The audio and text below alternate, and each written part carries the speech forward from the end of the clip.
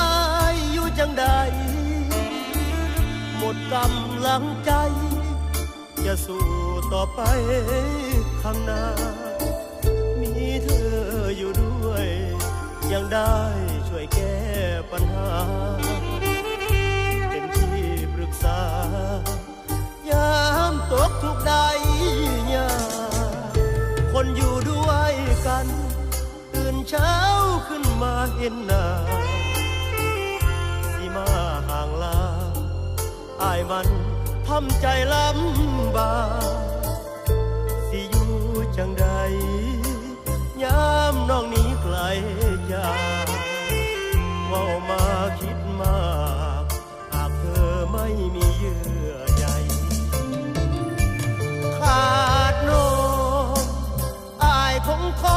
รมานหมอทั้งโรงพยาบาลผู้เจ้านั่งข้างคนเดียวบ่ได้ให้สิมาคำคิดยามอายเจ็บป่วยไข้ถ้าขาดเธอไป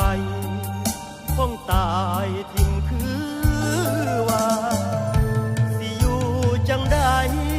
เด้นอคันบ่มีเจ้าชีวิตคงเศร้าเหลือใจแต่เด้คิดมาอยู่ซุมื้อนี้ซ้ำเจ้านั่นเป็นหมอยา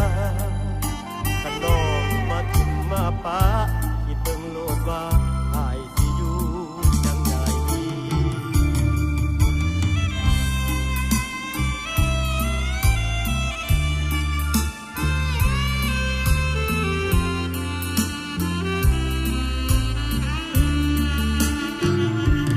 ขาดน้องอายคงทรมานหมอทั้งโรงพยาบาลผู้เจ้านั่งข้างคนเดียวบ่ได้ให้สิมาคำคิดยามอายเจ็บป่วยไข้ถ้าขาดเธอไปคงตายทิ้งคือสิอยู่จังใดเด้นอคันบ่มีเจ้าชีวิตคงเศร้าเหลือใจแท้เด้